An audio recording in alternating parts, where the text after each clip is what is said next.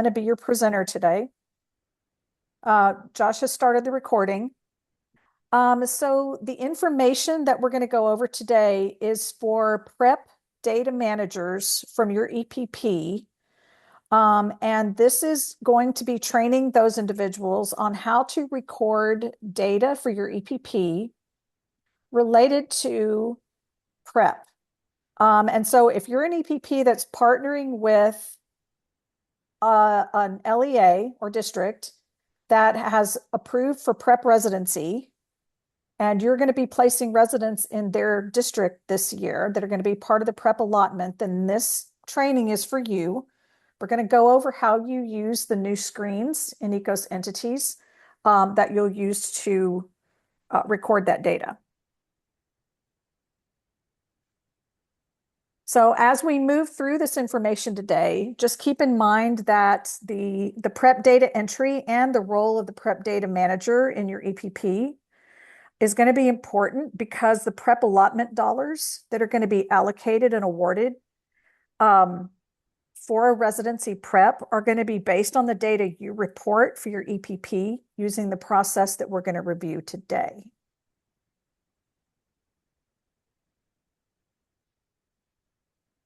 Okay, so the agenda for today includes a quick overview of prep relevant to prep data collection.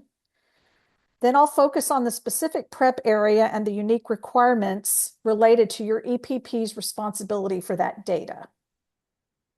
The goal for today is that attendees should feel confident on how to apply for the prep data manager role in ECOS and should feel confident using the interfaces to enter the data that you're responsible for. For future reference, this presentation is being recorded, and it will be posted on the prep allotment information page on the tea.texas.gov website.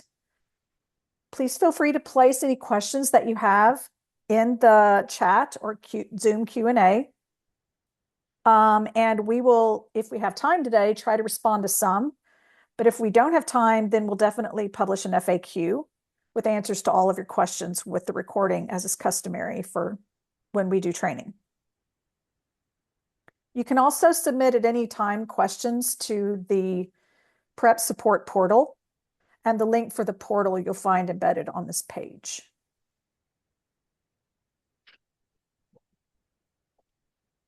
Okay. So these next few slides are going to be a sort of a refresh from the prep overview session that we held several weeks ago.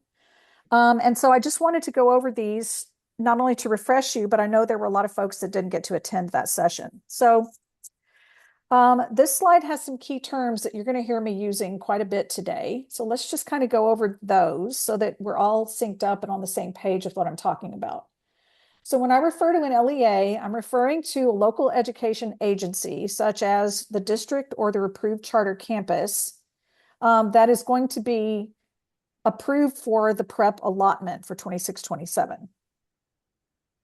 When I refer to an EPP, I'm of course referring to the Educator Preparation Program that is responsible for preparing and recommending candidates for educator certification. And this is the organization or entity that you are representing today. This is the EPP version of the prep ECOS training. An entity, I'm generically referencing either the LEA or the EPP or both, depending upon what I'm talking about. The legal authority, remember, is the person at your entity that has the ultimate responsibility for your EPP and its operations. So if you're an EPP that's located in a school district, then your superintendent is by default your legal authority. If you're a private EPP or a university-based EPP, then your legal authority may be the director or owner, or may be a dean if you're in a university. If you're in a service center EPP, then your legal authority is going to be your executive director. ECOS, we're referring to the Educator Certification Online System. That is an application that's accessed via the TEAL login, and that houses all of the educator data across the state. So remember, we have an ECOS for educators. So if you're an educator in the state or have ever pursued certification as an educator, you will have an educator account in ECOS. ECOS for entities is where LEAs and EPPs process requests and document and access entity records for educators and educator candidates. And then ECOS for admins is the TEA view of ECOS, where we can view all of the data that's entered across the state. And in some cases, we can lean in and help you with data if you're having data uploading issues.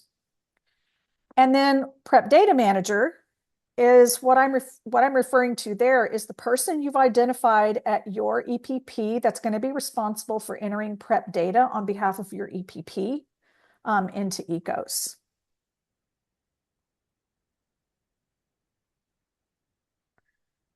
Okay, so let's take a quick quiz. If you have your camera handy, you can click on this QR code and it'll take you right to the quiz. And so go ahead, and this is just asking you what is your role in your EPP. I just want to kind of see who's here. It's not going to share any names or EPP names with the team. It's just going to be just numbers. So I'll give you a minute to respond, and we can watch the numbers tick all along on the screen as you're responding.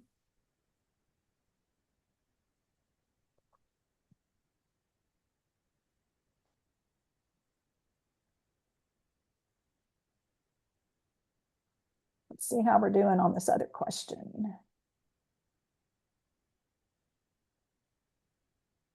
This question says, my LEA partner is approved to participate in the residency prep for 26-27.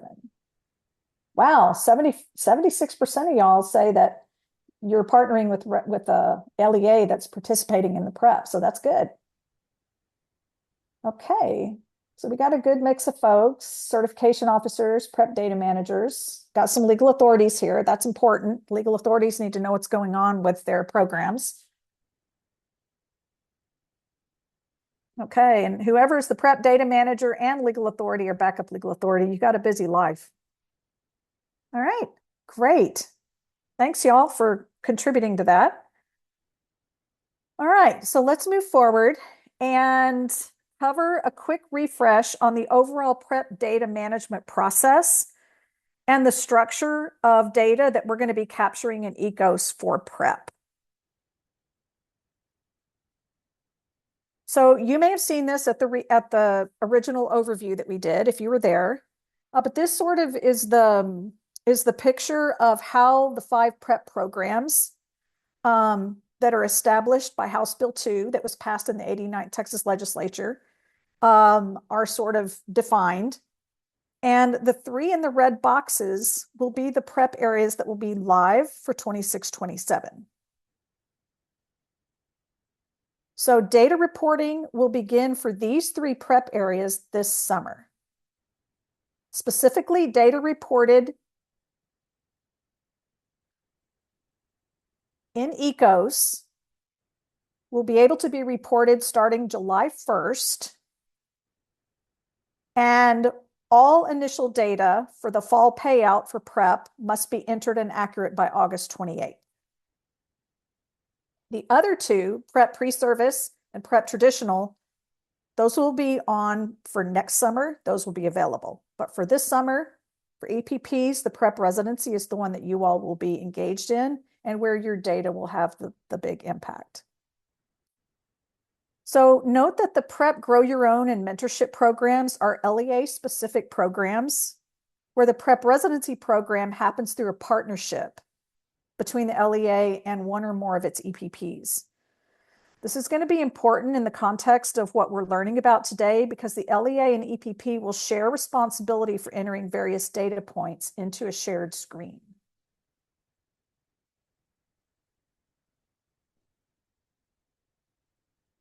So you would have seen this graphic as well, but just to kind of resurrect our thinking around this, this graphic represents the overall structure of prep data management in ECOS.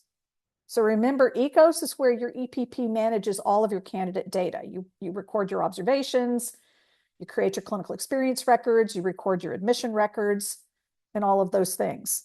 So we're going to be also managing prep data in ECOS as well. So the data from the approved LASSO 4 application and the SBEC approved residency programs have been collected by our admin data team at TEA, and they've been added into the TEA ECOS admins interface. So this is the one that TEA staff have access to. That's represented by the purple box at the top of this hierarchy. That data entry enables the interfaces for the 3 prep programs that you see there, the Grow Your Own screen, the mentorship screen, and the residency partnership screen for the LEA and the EPP user. Because there are some differences in prep data entered by LEAs and EPPs, the data entry interfaces are slightly different. Also, LEAs may see all 5 prep options ultimately, including Grow Your Own, mentorship, residency, pre-service alternative certification, and traditional, whereas EPPs will ultimately, after next summer, potentially only see the 3, which are the partnerships, including residency, pre-service alt, and traditional. When the LEA and the EPP partner, they will have shared access to the partner page for the specific area where each entity will have specific required data entry, and each can view the shared data. They cannot edit each other's data. So it's especially important to understand the structure if you're a district-based EPP. So if your EPP is located in a school district like Houston ISD or Dallas ISD or Katy ISD or one of those, it will be critical that the data managers for these organizations are careful when entering the LEA-specific and EPP-specific data. We've suggested to those organizations that, if possible, they assign different data managers, one to manage the LEA data and one to manage the EPP data. So please understand that this morning, your LEA colleagues received a similar training where they were walked through all of these screens. All of this information was explained to them, including the roles and the accountabilities for the data entry. And they also have data managers selected for these roles and for managing data in their screens. So this screen you also saw. This is a screenshot of our TEA admin screen that controls all of the EPP and LEA entity screens. You can see here in the screenshot that the district is identified at the top, and then the EPP partnerships and the approval year for each are entered for that district. This is important for you to know as the data manager, because in a given year, if you don't see the related drop-down menu populate on your entity screen, it could be that there's no approval entered into this admin screen.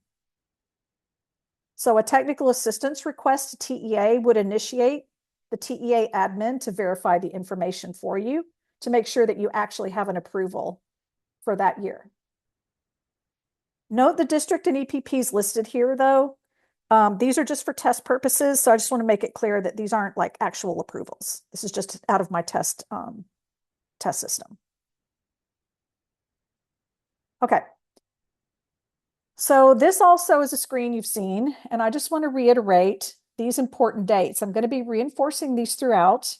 And as I've already mentioned in this presentation, your deadline for entering the initial data related to participants in your residency prep route into ECOS is August 28th, 2026. Data will be collected by TEA staff at that point to determine the initial prep allotment payout in the fall.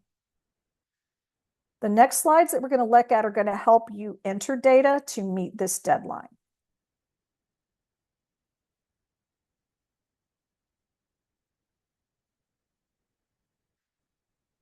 Okay, so not everyone at your entity is going to have access to the prep data. The person or persons at your entity that will be responsible for managing prep and or data entry for prep in the ecosystem must request the new role through TEAL. Similar to the way you requested your current roles in ECOS entities, such as ASEP update, certification officer, test approval, etc. The EPP role that you'll be applying for is EPP_partnership view. That's your prep role.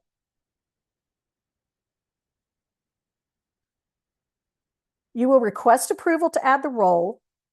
The request will go to your entity legal authority, who will approve the request, and then the request will bounce to the TEA for admin approval.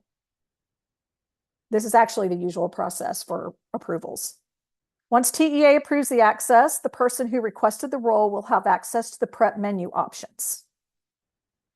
Something to note for EPPs is that the data entry requires the EPP to create a clinical experience record for the residency candidate. That function is actually under the ACEP drop-down menu, which requires the EPP user to have the ACEP update role.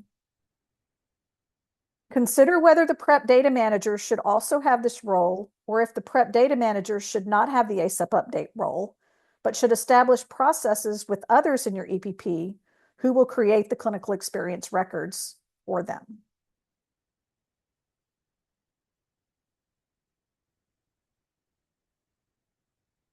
Note here in that orange box, when you apply for the EPP role, it says do not select other roles, submit a request for other roles separately. So if you do have to have ACEP update added to create clinical experience records, and I'll show you why that's important in a minute, then please request those separately.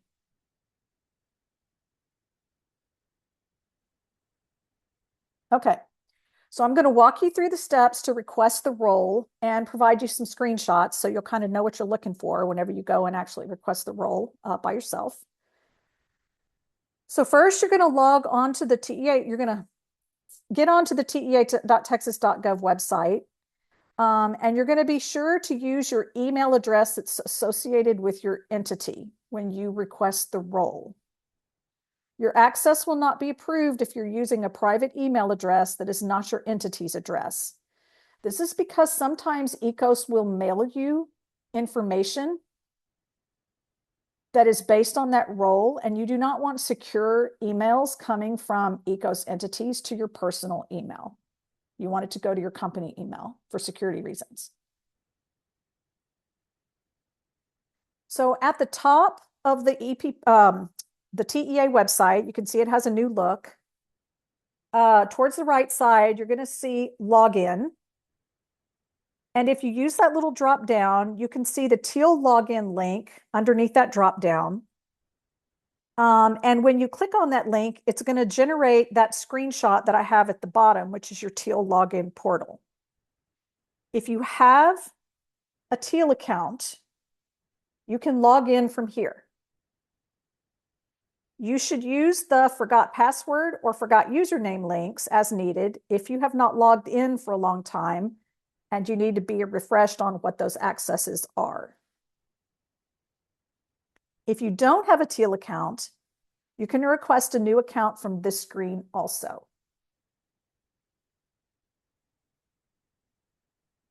Either way, you must have a teal account to access the ECOS applications that reside behind the teal portal, including ECOS for entities for your entity.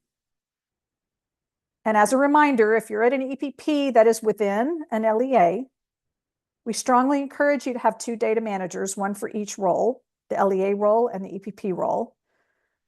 We've actually noted in our test environment that wonky things are happening when one data manager has access to both menus for LEA and EPP. The system, I guess, is getting confused. We're working on that. So when you successfully log into Teal, the landing page will look like the screenshot at the top. You're going to see a menu on the left, and then in the center, you'll see links to your approved applications, such as ECOS for entities, if you're already a user in ECOS for your entity. Or you might see 2. You might see an ECOS for educators account if you have pursued or achieved certification as an educator in Texas. So to add the data manager role, you're going to use either the Add Modify Access button at right, or you're going to use the My Applications account link on the menu at left. In the screenshot above, I used my application accounts to generate these screenshots for somebody that does not have any roles for my entity yet. If I already have access to at least one role in my entity, let's say you're a certification officer and you have certification officer role already approved, then you're going to use add modify access because you're not adding a new account. You're just adding accesses to the existing ECOS for Entities account. Okay.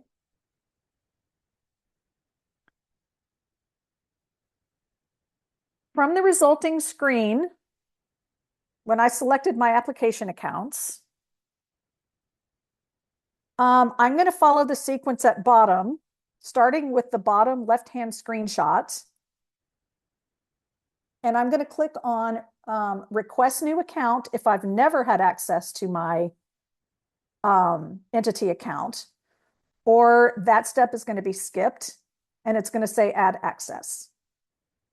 Okay, whichever one applies to you.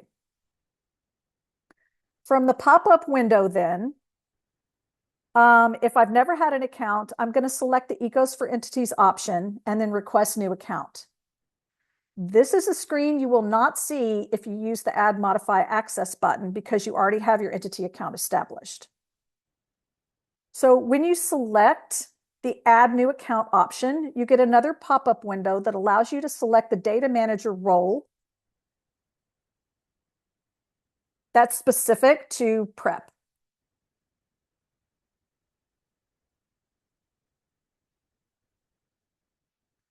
And again, this is for EPP. So if you're at an LEA, you might also see the LEA role, and it'll say district_prep. That's not the one you want for EPP. You want the EPP role. When you check that role, a window will open that will require you to enter your organization identity 2 times. Don't know why, but they asked for it twice. If you start typing your EPP name, the system should auto-populate the name for you. Be cautious.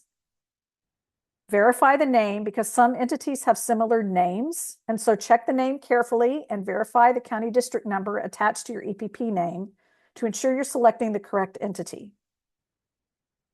From there, you're just going to continue to hit save, submit, accept, bless, and any other button that needs to be selected to advance the screens forward. You should ultimately get a message in green font at the top of the screen that you successfully submitted.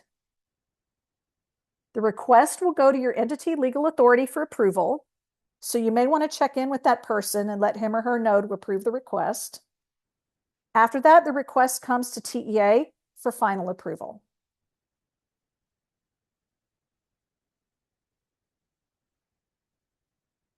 And then you'll see your new role appear underneath your entity's name on the landing page when you log into Teal. As you can see, I've pointed out here with the red box.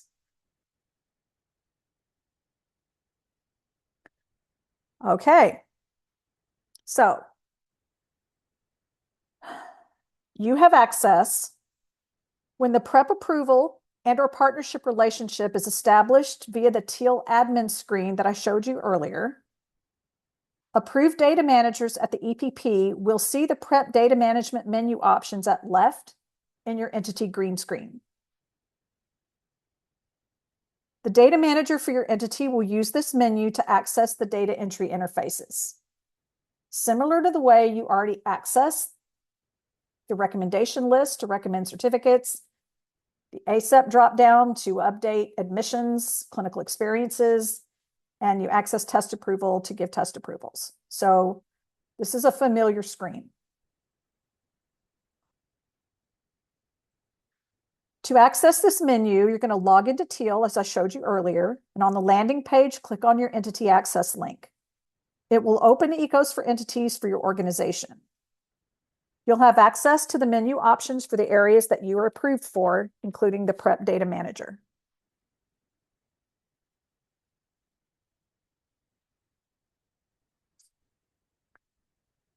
Okay, so when you select the View Partnership PrEP Allotment from the PrEP Allotment dropdown on the menu at left, you're going to land on this page, which is the interface you will use to view your PrEP activity.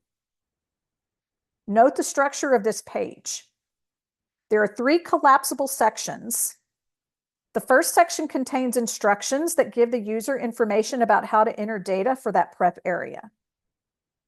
The second section allows you to search the page by cohort year and by district partner, which is helpful if your residency program partners with multiple districts that are partnering in the prep allotment.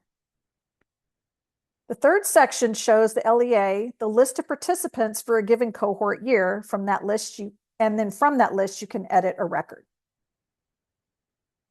Note that I use the term participant. The LEAs view your candidates completing residencies that show up on their prep list as their allotment participants. So I'm going to use those two terms interchangeably. You will see on a later screenshot that the LEA actually has to designate which of your candidates on your shared list will be participants in the prep allotment.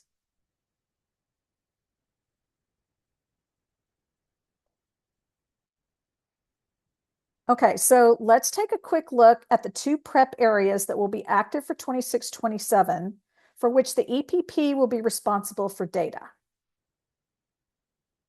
The EPP will be responsible for data, specifically focusing on some detail related to data management. First, we're going to look at Grow Your Own.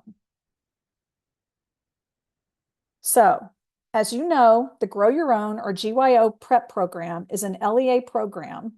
But as you can see above, there are portions of the LEA data that are auto-populated from records the EPP creates in ECOS. So this screenshot is for a GYO participant list accessed by LEAs. You will not see this list. This does not show up in the EPP screen. Your EPP, though, is responsible for producing some of the data that is populated on this screen. So one of the requirements for successful completion of the PrEP GYO is that the participant must enroll in an EPP. Evidence the GYO participant has done so is populated from the admission record you create when the GYO participant enrolls in your EPP. Because this is required data for success-based funding for the LEA, it is important that the EPP create these admission records efficiently. Note that this should not be a problem, since our rules in Texas Administrative Code require the EPP to report a candidate's admission within 7 days of the date of admission. The EPP reports that admission by creating the admission record in ECOS, which then auto-populates this field in the LEA's prep list. So to clarify, there's nothing new the EPP needs to do here. You only need to enter admission records timely, and then ECOS will transfer the data to the LEA Grow Your Own data record for you. So, by the way, you're going to see Jack Ayers used as my test subject throughout these screenshots. Jack is actually my German Shepherd dog, who would pursue preparation as an educator, but likely would not pass your admission screens. So, okay. So the residency prep partnership route will be the only one of the 3 prep partnerships available in 26-27 for approved LEAs and EPPs. So this section pertains to both LEA and EPP, since both have a role in this program and in the related data entry. So to support alignment and understanding, your LEA partners also receive the same information in a separate LEA-focused webinar that happened this morning. So when the prep approval and partnership relationship is established via the TEA admin screen, approved data managers at the EPP will see the View Partnership Prep Allotment menu option in the Prep Allotment section at left in their ECOS for Entities green screen. The LEA partner will also have personnel who have approval as data managers who will see a similar option to manage prep candidates on the LEA entity screen. They will be responsible for managing their portion of the data. Entities who are not approved via the ECOS admin screen will not see these options in their entity menu, or if they do, the fields will be inactive. So to view your prep residency shared data, you're going to log into Teal and select the link to your ECOS for Entities green screen. From the menu at left, select View Partnership Prep Allotment.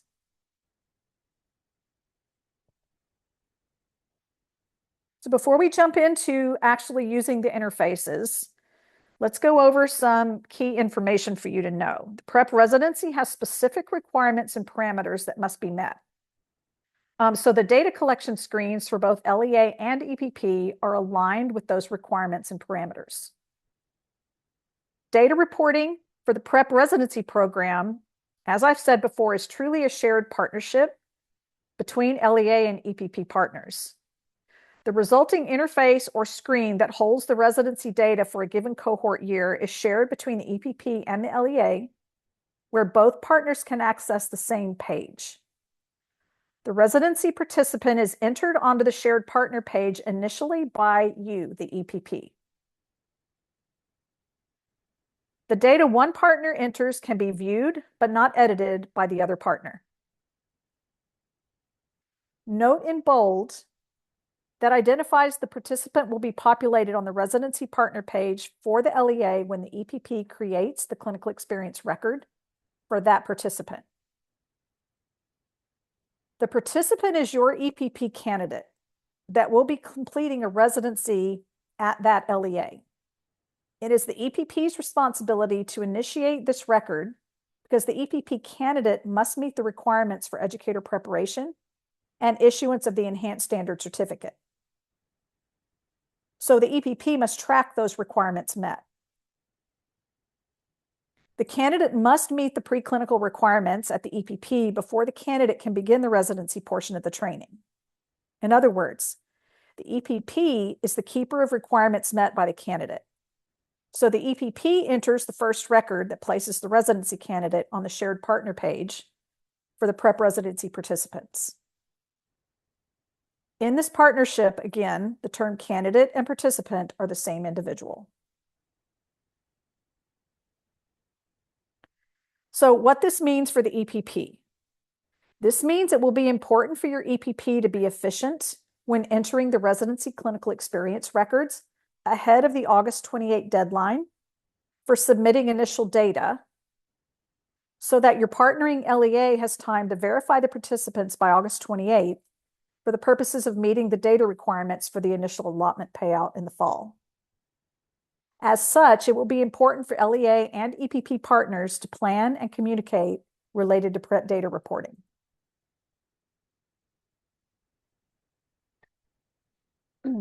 So if you're an ECOS user already, you know that we build in a variety of validations into the system. As with all of the other validations, these are used for a variety of reasons. They either align the functionality of the screens with Texas administrative code and/or laws or business processes, or they help the program keep their data clean and accurate. So for the prep data, some of the key validations that you need to be aware of is that the prep year opens on July 1, which is a little bit different than what you're used to as an EPP. But LEAs can start entering their prep data July 1. And when you enter your clinical experience records starting July 1, that data will populate onto the prep record for the LEA.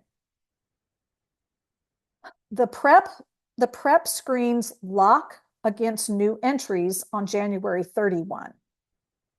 So what that means is if the LEA forgets somebody, or if you have somebody starting a late clinical experience, let's say they're going to start in the spring for residency, and you need to enter their clinical experience record. You'll have to get that in there by January 31, or that candidate won't be able to be a participant in the residency allotment until the following school year in 27 and 28. So that month in January allows you to get any of your spring residents in their system so that they can take part in the allotment for 26-27 as latecomers. Additionally, the prep screens validate against a TEA ID number. So if the system doesn't find a TEA ID number matched to a specific candidate name in ECOS Educator, it'll throw an error message, just like it does for your other EPP screens. The system disallows duplicate entries. So if someone tries to enter a record twice, the system's going to throw an error message. And there's a limit on 40 residency participants per year in terms of who the LEA can claim as participants in the residency allotment. Now there's workarounds there if someone goes over that number, and we've talked to the LEA about how that can happen.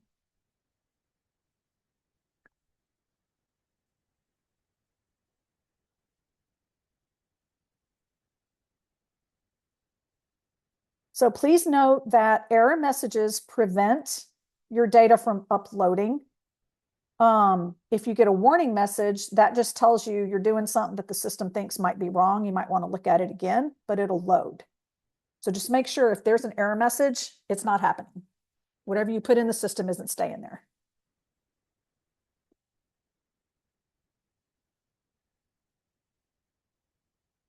Okay, so let's look at the data entry interfaces for prep residency.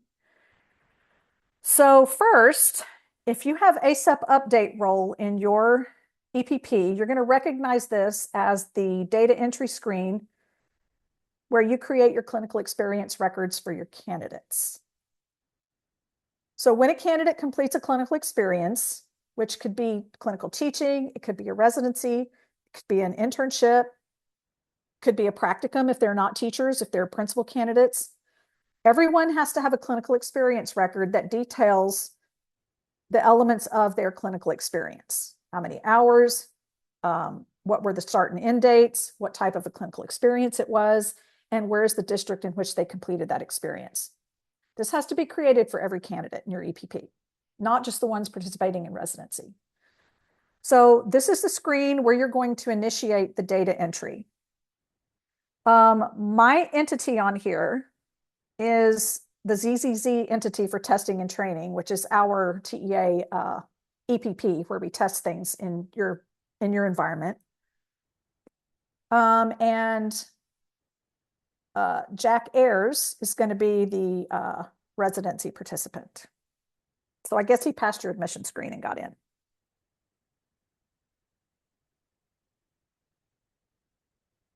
So for this one, when you create the clinical experience record and you identify the district in that bottom field, the system is going to go validate that district against your approved partnerships in the TEA admin screen.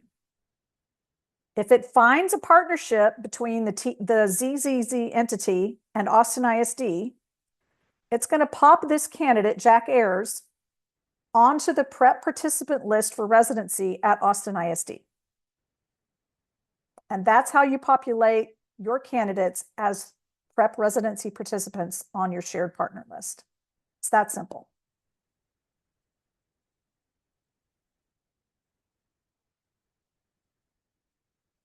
So the more difficult piece of this is that you may not be used to creating your clinical experience records so early in the summer before the school year starts.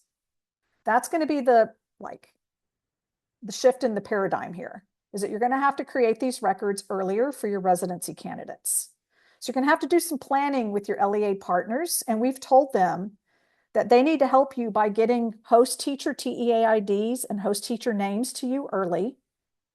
And if possible, get you from their district calendar the assignment begin and end dates so that you know what to populate in your records. And that'll make it easier for you to go in and create these records. You can start populating this kind of information through these records onto the LEA partner page starting July 1st, which is next week, when the year will go live.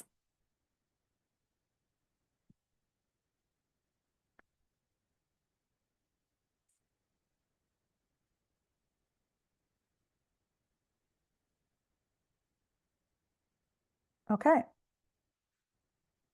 So when the EPP Prep Data Manager logs into the residency partner page, after your EPP has created the clinical experience records, the Prep Data Manager should see the candidates that you created the clinical experience records for populated on that page. The LEA Prep Data Manager will also see those candidates populated on this page. So everyone now sees Jack Ayers miraculously got through your admission requirements, and now he's in a residency, okay?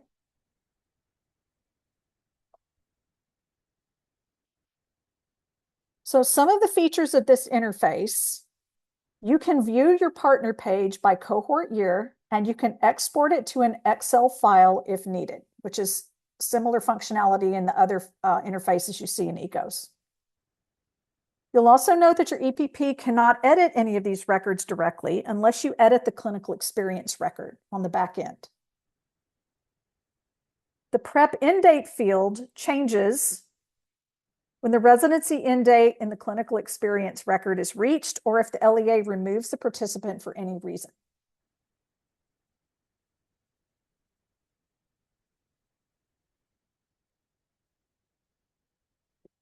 So your initial responsibility for your EPP as a data manager is to create your clinical experience records for residency candidates starting July 1st, and then verify those candidates appear on the partner page list for the specified LEA partner. Please do this with enough time remaining for your LEA partner to enter their data onto this page before August 28th deadline for the fall allotment payout. So after your LEA has entered their data on the shared page, you will see the prep allotment and prep status fields populated. You can see that in my red box there. This is where the LEA finishes the initial data entry that you started by designating your candidate as a prep allotment participant. Note you should see residency populated in the prep allotment field, but if you happen to see traditional populated there, that's okay. It will likely be because the LEA reached their limit of 40 residents and had to designate your candidate as a participant in the traditional allotment, which the LEA is allowed to do. This may happen if the LEA is partnering with multiple EPPs and has over 40 residents across those EPPs. Or I guess if you're lucky enough to place 40 residents in one district, it would all come from your EPP. So note that changes that you make to the clinical experience records ongoing will impact this partner page, which is why it's important if your data manager and your ACEP update person are different, they're communicating with each other regularly about any changes that are being made in the clinical experience records.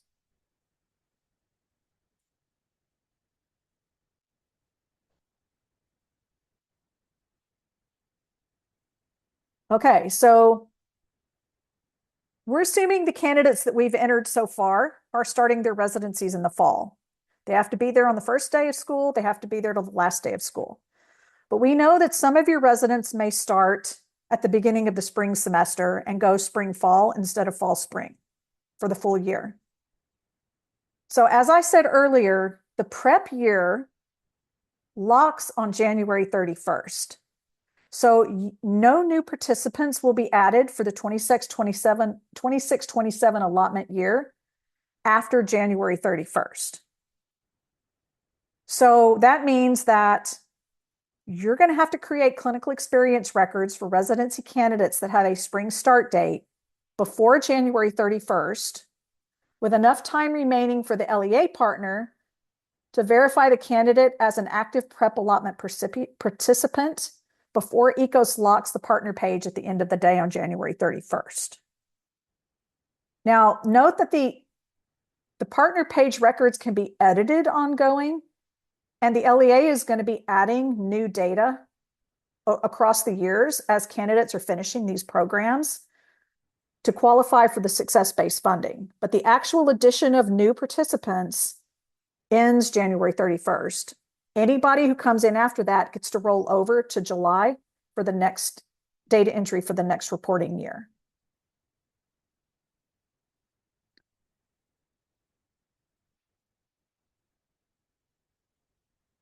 Okay, so quick quiz. If you have your phone handy, grab the QR code. How many candidates will you place this year in LEAs that are participating in prep?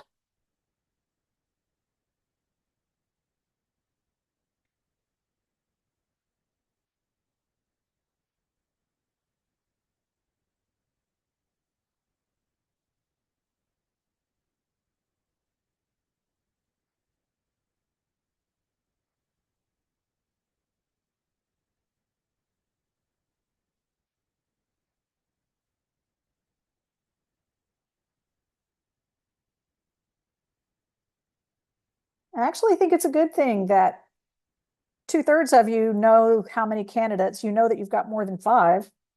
That's a good thing. Something to think about here is that if you're partnering with LEAs who will participate in prep, making sure you've collected the information you need to create your clinical experience records soon is going to be something you need to think about. If you've not collected that information, such as the host teacher TEA ID, the host teacher name, you should reach out to your LEA partners and collect that information, and as well as the district, start and end date so that you can get that entered in a timely fashion. Okay, thanks for participating. All right. So when the system for reporting prep data was developed, we intentionally used the system that ECOS for Entities users are accustomed to using, with interfaces that have familiar design and functionality. This was done to streamline the data reporting processes for prep, both for data entry and also for problem solving. But we know that learning anything new may generate questions and the need for assistance. So we want to assure you that you're not alone as you navigate this process.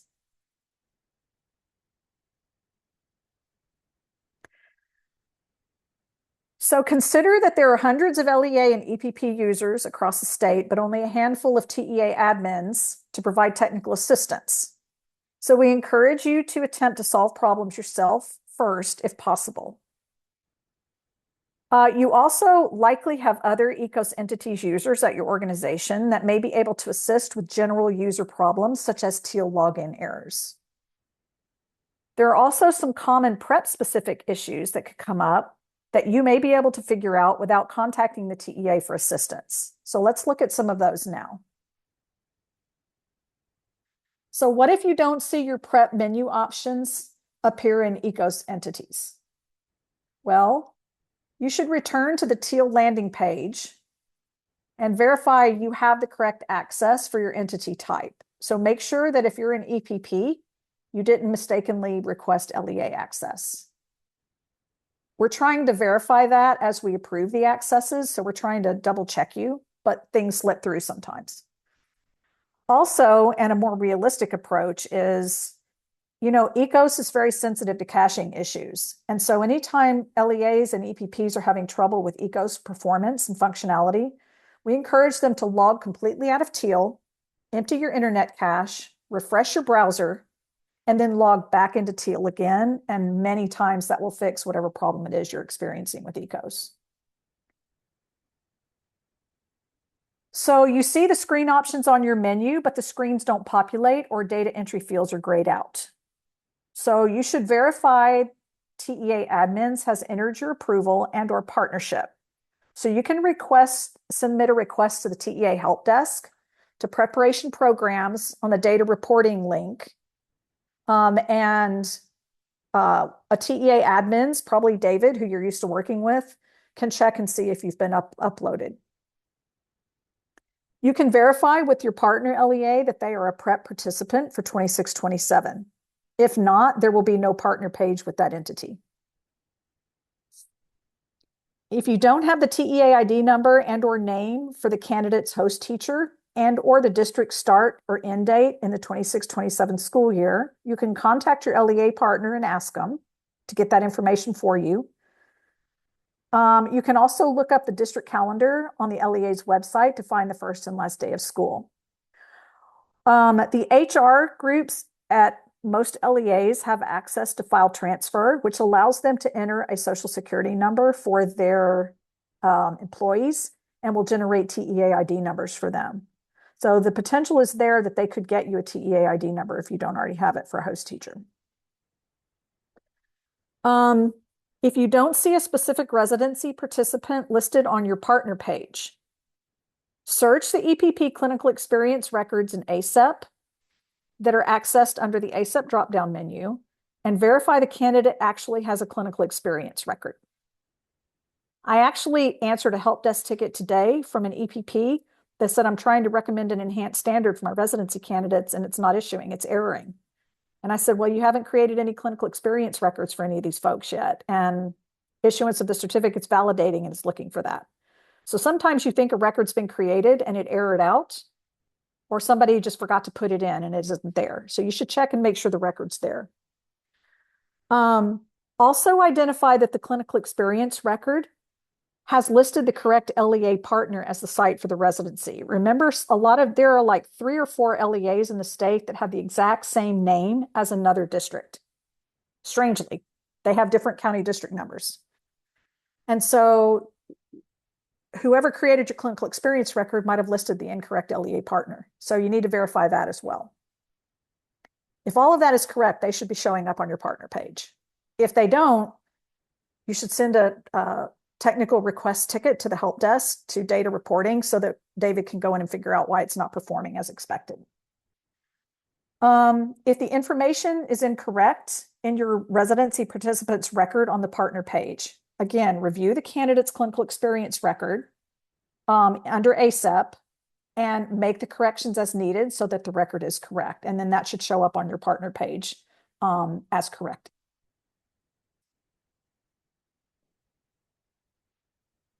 Okay.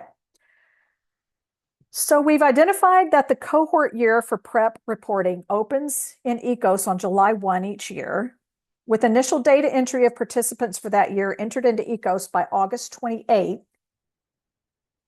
so that the LEA can receive the initial PrEP allotment payout in the fall. We've also seen the system validation that locks the cohort year against new PrEP participants on January 31st during that same cohort year.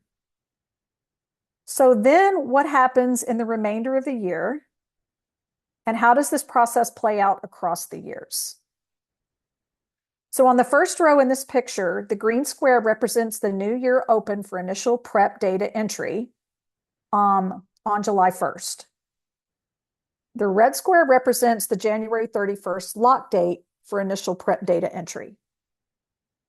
The first thing to note here is that participants that are not entered by August 28th can still be entered up to January 31st, such as for your candidates who will begin the residency in spring, or if you forgot to enter a candidate who had a fall start date.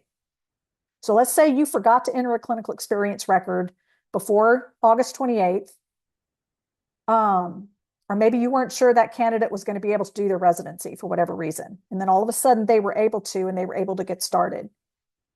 You can actually have that participant entered by January 31st, and they can still make the 26-27 allotment.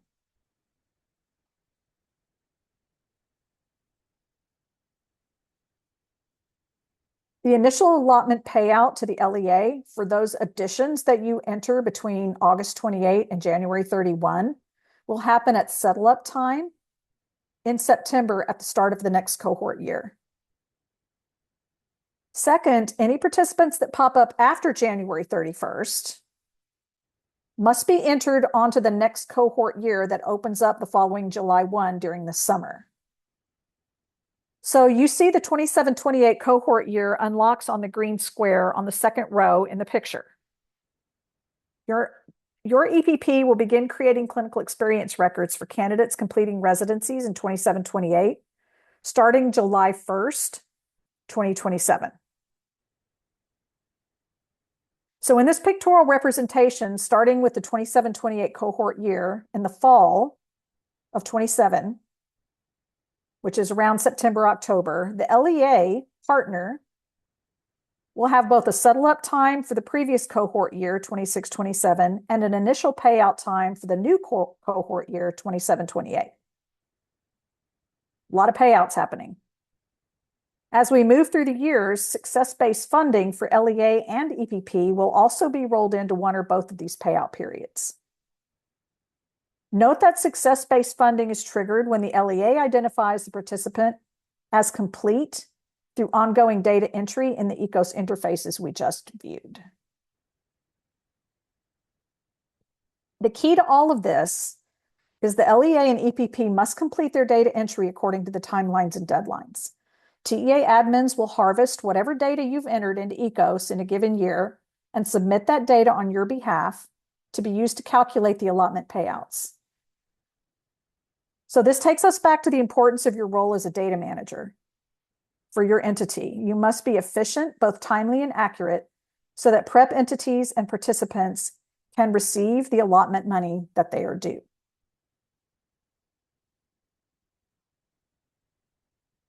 All right, so here are some resources that will be helpful for you. We have a lot of information posted on the TEA website about the LASSO Cycle 4 programs. We have a pretty meaty prep allotment information page that continues to have information added to it if you've been bookmarking and following the information on that page, including the recording of this presentation. There is a technical manual for prep that I believe is in draft. I'm not sure officially about the official final release date for that yet, but there's one coming. There is a prep support portal that's linked here where you can send questions about your role in prep, or any other questions you have about prep. You can send them there. This recorded training and the FAQs will be published, as I said, on the prep allotment page. And then there's always the TEA help desk that you're used to using for questions related to your EPP. You may submit questions to preparation programs in the help desk, use the data reporting tile, and they'll go directly to our TEA admins. So if you've got technical issues with the functionality of the screens, feel free to send us a data reporting ticket and we'll take a look at them for you. Also, we'll be updating the newsletter with additional information.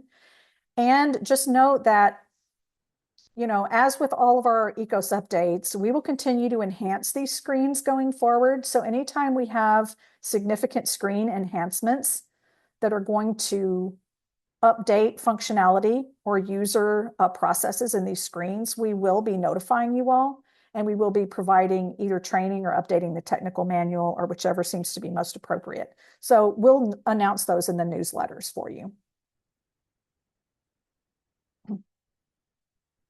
Okay, so we've reached the end of our time together today. I hope you found this training useful and comprehensive that will allow you to begin data reporting around the prep program activities.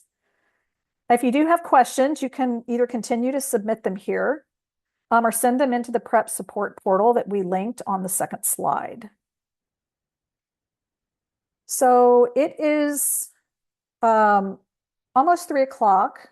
We have a few minutes. If folks have questions that you feel you need to ask right now, we'll try to answer the ones we can answer. And if we can't answer them, we'll just add them to our list and put them on the FAQ.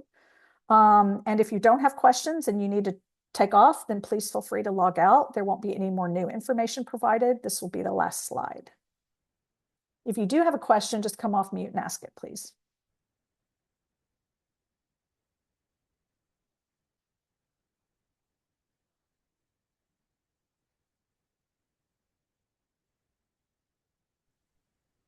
Hey Lori, this is Angie at Sam. We were just chatting. Thanks for all the information. We just had a quick question going on in the chat. If we have a student who's doing enhanced residency in an unpaid position, not part of prep, well, they still just will create the record for them. But if the LEA sees them, they just won't assign them anything. That's correct. So right now, the functionality, ECOS isn't that smart. The functionality is if you identify that district for that candidate, it's going to pop them onto that partner page. The LEA then is going to decide if that person's going to be a participant in their prep allotment or not, which is why they check that box, an active participant. And when TEA harvests that data for the fall payout, they're not going to pick up anybody who doesn't have the box checked that they're part of the prep allotment. Okay, perfect. Thank you. And if that becomes an issue going forward, that might be an enhancement we somehow create in our ECOS interfaces, but right now that's the functionality of it. Thank you for that question. That's a good question. Mm-hmm.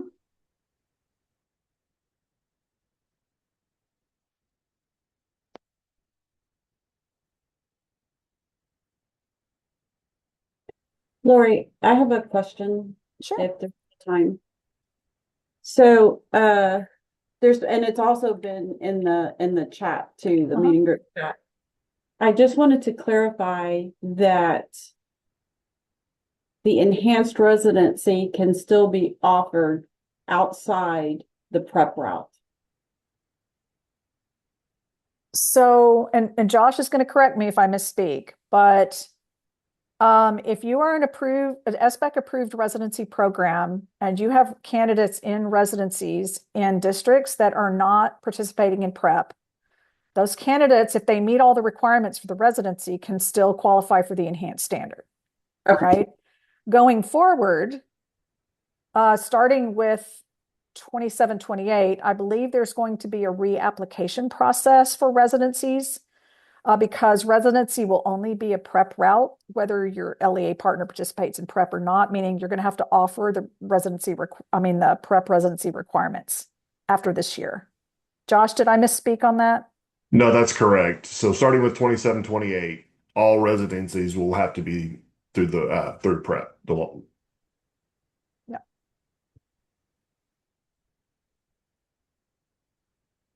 So all residencies in 27, 28 will have to be prep? Or will they just meet prep requirements? They have to meet prep They have requirements. to meet prep requirements. Yeah. So if you have a residency that meets prep requirements in 27, 28, but one of your LEAs doesn't get approved for prep that year, you could potentially still place candidates there. They just wouldn't be part of the allotment. They could still qualify for the enhanced standard though. But we still code them with all the same Residency, yes. residencies because meeting the prep requirements. Yeah, you're just coding them as residents. Yeah, the residency requirements, you're going to continue to code them in ECOS as residency candidates. You're going to select the residency route when you're processing them. You're going to continue to upload performance gates data for them. And then ultimately, if you want to issue the enhanced or recommend the enhanced standard, they have to be identified as finishers in the residency route. Mhm. And they have to have completed performance gates and a clinical experience record in residency. Otherwise, your enhanced standard is going to error out and won't issue. So you're going to keep doing that. If you no longer are approved for residency after this year, those features, that route would obviously not be any longer in your ECOS account for you to access. Okay. Yeah, but for now, you're classifying everybody as residency, just like you do. All right. Thank you. Mm-hmm. And I couldn't see the chat, y'all, because my screen is full of my slide deck, so I couldn't see the chat. So I'm glad y'all are bringing these chat questions up. Thank you. Lori or Josh, when you say beginning 27, 28, they have to meet prep requirements, do you mean that they have to be paid the $20,000 to complete it?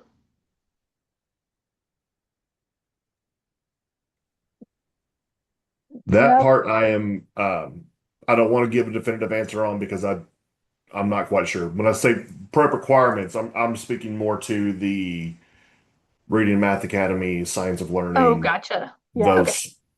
Yeah. Thanks.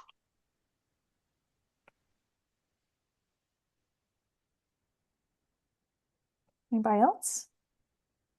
Yes, I have two questions actually. Okay. The first question is you were mentioning earlier about having two separate managers. So I'm just at a regular EPP that's not within an LEA. Mm-hmm. So I guess just for me, it would just be just my position as I'm already doing mainly the data for observation and clinical experiences. Mm-hmm. And I guess it would just would be for me just the data part for the EPP, correct? Correct. Yeah, because when you and I got an email full of these after the first training today from LEAs. When you apply for that prep role, it's going to come into my email or David's email. We're teal approvers for EPPs. And if we see that you're submitting from an EPP, but you're requesting a district access, and we know that district is your EPP is not in that district, we're going to not approve it. We're going to kick it back to you and say, you've requested a district access role. Your EPP is not in this district. I Please see. apply only for EPP. And then you can reapply and have your legal authority reapprove, and then we'll approve it. Okay, that sounds good. Okay. And the other question is, so is it possible, so like whenever I put in the if this person's actually not going for an enhanced certificate, so if we put them in the trad certificate in the clinical experience, but they're doing the 750 hours, the SBEC approved residency. Is that still uh, uh like approved or not approved, but accepted in the prep allotment? So if a person is completing a 750-hour full school year residency, then you would categorize them in the clinical experience record as a residency candidate. If you have a candidate just completing clinical teaching and you've coded them as a traditional candidate, they're not going to populate onto the partner page with your LEA partner because they're not completing a residency. So when I brought up the traditional information, that is really an LEA facing thing, which means that if I'm an LEA and my partner page hits 40 residents, either from one EPP or because I'm partnering with 5 different ones, if somebody enters another candidate that becomes number 41, I no longer have allotments for residencies because I've only got 40 residency allotments. So the 41st candidate, I want them to participate and I want the money for that candidate. I've got traditional allotments that I'm not using this year because that's not an approved route yet for prep. It doesn't come on board until next summer. So I can actually assign those traditional allotments to residency candidates. It's just funded at a lower rate. But that's not something that you as an EPP need to worry about. That's something that the LEA does when they identify your candidate as an active participant in the allotment. They have to identify the residency allotment or the trad allotment. I see what They're you mean. all residency candidates. You have to code them as such in the clinical experience record. So within the clinical experience record, so regardless if they actually are being approved for the enhanced certificate or not. So like, for example, we have candidates that actually took the PPR and are not doing the enhanced certificate, but did do the 750 hours expect approved residency. So that's when I coded them as that should be. So it's regardless, they have to be an RSD if they are being approved for an enhanced or not being approved for an enhanced certificate or just a standard certificate. Well, so if a person completed the residency, whether they took the PPR or not, why would you not recommend them for an enhanced standard? If they earned it, right? If they passed all their performance gates, even if they took the PPR for whatever reason they took it, you can still approve the enhanced standard if they've earned it. The certificate will issue with or without the PPR if all the performance gates are met and if they're a finisher in the residency route. But they have to have met the residency requirements before that you can call them a finisher in that route. So I see what you mean. Yeah, issuance of the enhanced standard is validating against a finisher record as a residency candidate. It's validating against all of the performance gates are complete in ECOS, and it's validating against the presence of a clinical experience record showing that candidate completed a residency. And if all 3 of those things are in place, the enhanced standard will issue whether there's a passing score on a PPR or no passing score on a PPR. I see. Okay. Or regardless of attempt. Right. Okay. Yeah. That's a good question. Thank you. Okay. Lori, we will be having some transitions in our program from people having left. Will there be another certification officer training? Yes. In fact, I have somebody starting on that training deck probably in about another month. They're going to be starting on it. So I suspect we're going to be delivering it in fall.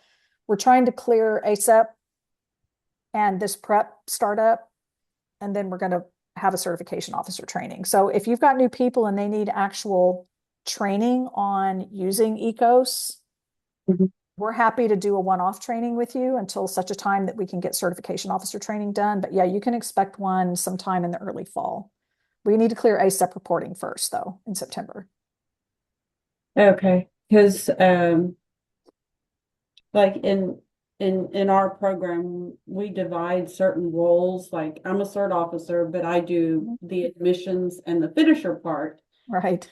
Another person that does the middle part. And that's the part that do I have to figure out how to train them, or is there a venue that I can use? We do have the technical manual that's published on the program provider page. Yeah, that's true. I do Yeah. use that. Yeah, so you can use that, and then if they have questions, we can set up a one-off training. You'll just make an appointment with one of the specialists, and we can do that for you. Okay, thank you. Mhm. Okay. We might be at the end of our questions. It's 3:12.